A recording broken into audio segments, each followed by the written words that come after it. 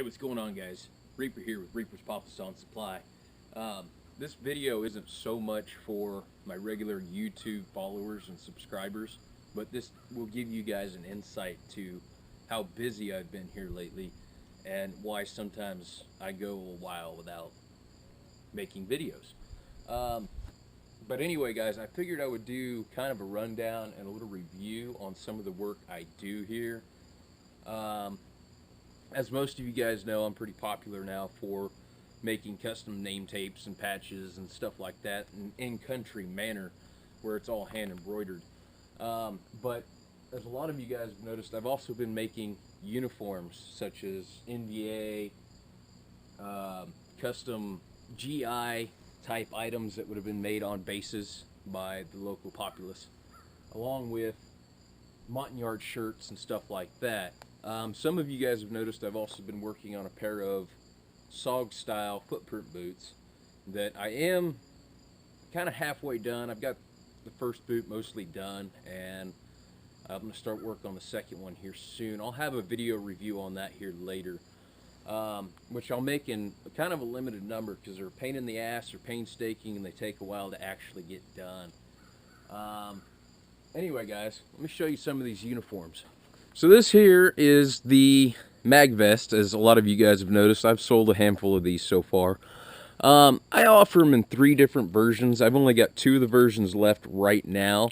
And the way this started was Sean, whose father was in Vietnam with the American Division, I believe in 68, 69, or 69 and 70. His whole unit basically wore these. They were made by the local Vietnamese people, and they used them to basically just carry their M16 mags. It was a little easier, a little more simple and easy to get to. So he sent me some original photos and asked me to hash it out. And he had his father's reunion coming up. So I actually think this is the one I made initially for him, so he would have one, so he could take it for display and whatnot. But I had kind of feelings that they were a little lighter material than what they had used or may have had. And him and I had that same idea, and we're pretty much right. But this is the medium version. The one that I wound up making, I wound up making another one for him that was actually a heavier duty canvas material, like what Claymore mine bags, Arvin rucksacks, or pup tents are made out of, which is really good, heavy quality stuff that'll last longer in the field, heavy usage. This one here is kind of medium use, so if you don't really operate in the field all that much, this would be a great thing to have, you know, for weekend events here and there. But all handmade pockets, and hand dyed, the OD green. It's the same type of cotton canvas like the Vietnamese used. I think they had a heavier version, but I haven't been able to find it, so I had to go with this. This is basically the cheapest version, which is made out of the same material as this one here. But instead of handmade pockets, I use bandolier pockets. With the heavier duty one, they're also made with handmade pockets. Thing to note that some people may not know is I can make these and add button closures or anything like that for a few dollars extra. That, you know, it's not a big deal to do. Next here we got the NVA uniforms. Right now I've got it in one color green and one color light tan, which is kind of the earlier color, but you saw it all the way to the end of the war, along with the green, which was a little later war. And these are not reproduced in this color. They're reproduced in a darker tan. Kind of almost like this tan here for the camo netting. Here in the near future, I will be having another color of green that's probably either really dark or really light, because they had like 3 different greens for these and about 3 different tans for these. So I will have a darker tan here in the future. Right now I'm working on pants, so I don't have any of the pants yet. The next thing we got here is the VC uniforms, the black pajamas. This one's a little wrinkly because I just literally got done dyeing it a little while ago and haven't really straightened it out. But this one here, it didn't turn out the way I really wanted to, because I had to use 2 different types of material and the dyeing process didn't come out right. It dyed that just perfectly black, and that kind of a lighter faded black. So I'm thinking that was a mixture, a blend. They didn't give me the right material, which is okay. I mean, that happened in Vietnam anyway, and it gives you some realism. And then up here we got the macv-sog style pith helmet camo netting. You know, those are pretty cheap, and I run those between probably $12, I believe. And then here, this is actually one of my earlier ones. This is the Montagnard tribal shirt. The new ones I'll be making won't be exactly like this because I don't have the same material as I used to when I made this. It's all gone, don't have any more of it. And this is actually a lighter version of material. This is the first one I made, and I made it while filming a movie.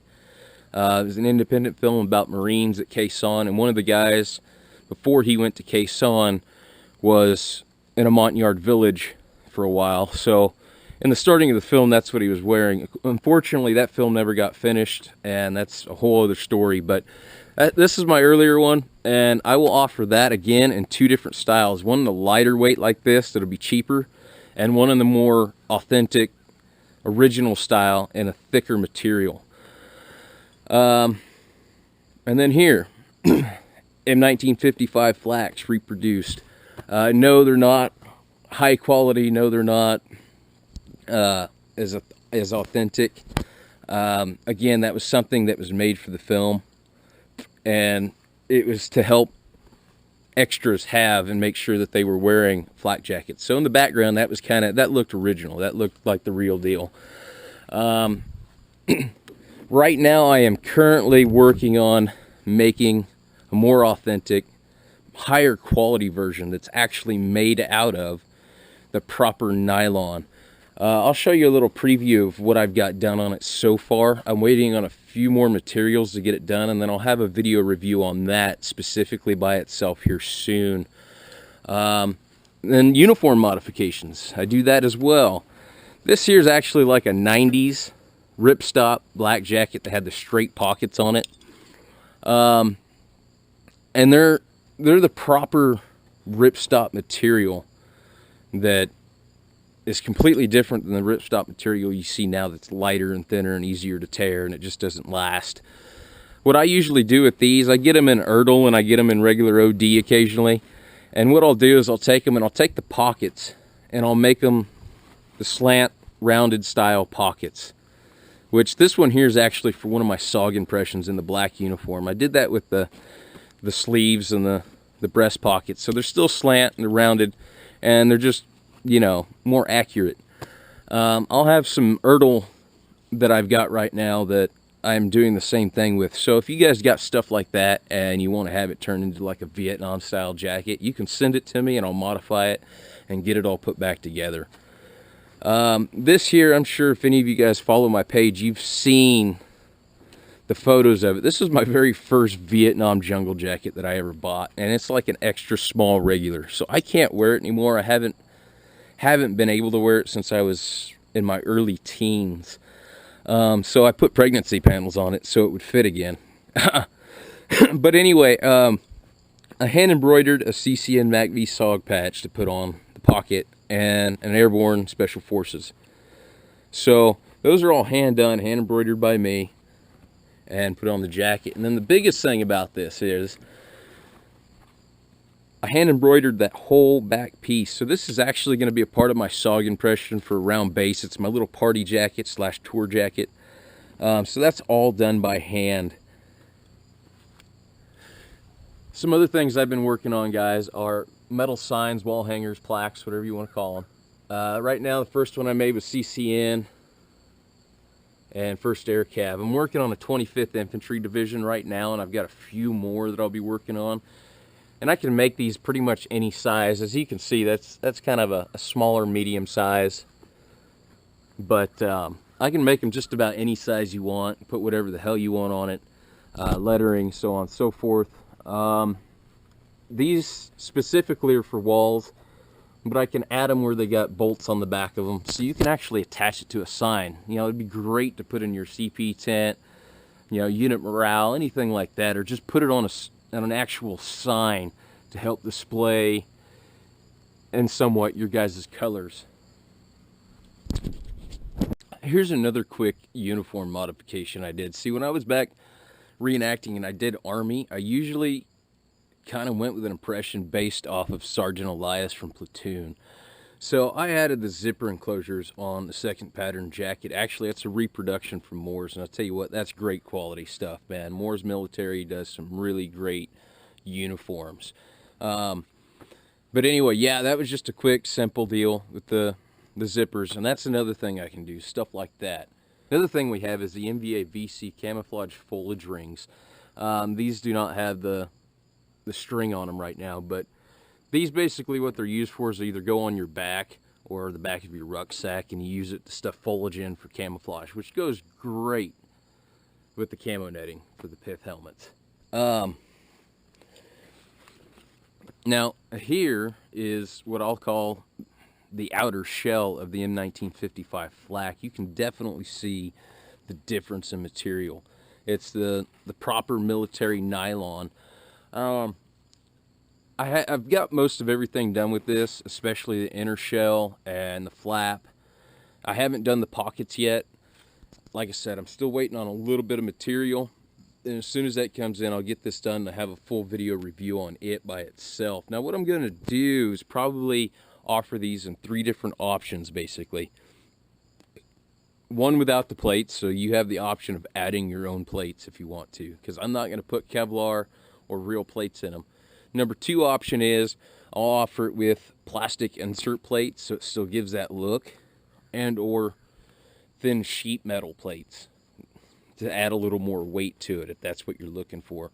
You know, this is going to be great for reenactors in other countries, especially those wanting to do Marine Corps, because these flaks are really hard to find, the real deal, in other countries, and when you do, they're expensive, or you buy them from somebody in the States and have them sent to you, and then you got to pay a fortune in shipping fees and custom fees if you're even allowed to own one in the country you're in. So this would be great for those guys that want to get out and have that look. Another option too is if you're here, if you're having to travel and you're going to go to an event, say you're going to fly in, it's on the other side of the country. Some people do that. You'll be able to put that in your bag and take it with you and still have that look, because Marines 9 times out of 10 wore their flak jackets all the time. So that's going to be really awesome to have. And I've also been considering the fact of putting Velcro in here around the inside of it, so you can actually, if you buy the option of getting it without the plates, you can make your own little plate system to put in it. And that'll save you money too if that's something you want to do. Or if you don't want to hassle with it, you could go with the cheaper version of the plastic plates or the higher version of the metal plates, because that takes me some time to make the plates and the holders and carriers for them. On top of that, I'll also offer them without the pockets or with the pockets. That being said, that gives you an earlier war impression or a later war impression. I think the ones with the pockets came out about 67. So if you're doing an earlier Marine Corps version impression, then you might want to go without the pockets. So that just gives you some variety and options there. Now the other thing I've been working on, guys, as you know, I mentioned it earlier, is the SOG footprint boots. I'm there. This one's pretty much done. I got a little bit more work to do, a little more detail work to hash them out and get them a little more accurate. As soon as I get the other one done, I'll have more. I'll have a video review on this, because I actually want to wear them and field test them and see how they hold up to wear. Now, I've got some other things I've been working on and have worked on and have done that I actually don't have any video of because I don't have any in stock. So I'll make a quick video montage here at the end of it of a lot of the patches and some other work that I've done that you guys can go ahead and see. Some other things I'm working on and kind of moving forward to get done and work on here in the very near future is macv-sog rucksacks. There's some reproductions out there, and in my opinion, they're shitty, they're low quality, straps aren't right, the buckles aren't right, and that's just, you know, a lot of us want that realism, but we also want it at cost too. So that's kind of what I'm working on, is some good quality versions at a cheaper cost. There are reproduction helmet covers out there as well, and they run about $20, and they're not bad. I'm thinking about making some, because I know where to get some material for them, and having an even cheaper version that's only one-sided instead of having the dual side. So if you're just going to run with the green, you're on a budget, or you need multiples maybe for a film or, you know, an event or something, you know, that gives you the option of buying an even cheaper one with the one-sided. So I'm going to work on that possibly here in the next couple of months and have some hashed out for you, along with the very hard to find, which I've never seen any in person, is the Mitchell pattern rubberized style tarps that the Marine Corps used. That you'd see them in some old photos on top of bunkers and field fortifications. Unfortunately, like I said, I've never been able to find them. I don't even know if they were actually production or if it was something made in country. There's people out there who'd probably be able to tell me, and if you know, drop me a line, let me know. Of course, you can get Mitchell pattern shelter half steel original and reproduction at about the same cost. Another thing that I've really been considering here lately, guys, is making the lightweight rucksack frames in the welded version. So that's something to look forward to. I'm looking into it. I'm looking into the tubing and everything that it's going to take to actually make some. But that'd be great, so you're not running out there in the field ruining an original, especially if it's in great quality condition. You can still pick them up, and over the years the prices fluctuated a lot. I've noticed. I used to get them and sell a whole rucksack for $500-600. Not in great condition either. The ones in greater condition would go higher. Now they've kind of dropped back down, and you're seeing them, and you can buy them still roughly between $80 and $200, depending on the condition and what era, what time frame basically it was. Early war, late war type deal. So that's another thing to look forward to, guys. So maybe before the end of the year I'll have some of that product made. I'm also working on making VC Ho Chi Minh sandals at a cheaper cost. You can still buy them. They're still being made in Vietnam, and you know, that's a pretty simple thing to get. But if I can make them cheaper and supply them to people here in the States, that's great, man. That's what I'll work on. Alright, guys, so anyway, got a video montage coming up right after this. Don't be afraid to message me or discuss things with me about something you might want to have made. Vietnam is not the only thing I work on and make. Currently I'm working on some World War II Japanese stuff, and you know, I can pretty much do just about any era that you're looking for, depending on what it is. Just send me a message, ask, and we can hash it all out and figure that out. I also make some more modern tactical shit, man. So, you know, it just, whatever you're looking for, get up with me, go to my Facebook page, send me a message, and we'll discuss cost and everything else on that and what you're wanting to have made. Anyway, guys, I hope you enjoyed this quick little review of some of the things I've done, doing, working on, so on and so forth. I'll have some more videos coming up for you here pretty quick, review stuff, and even field test. I'm going to field test a lot of this stuff to show you how well it'll hold up in the field for reenacting, and so on and so forth. So anyway, guys, here's that video montage of some of the other stuff I've done. Enjoy.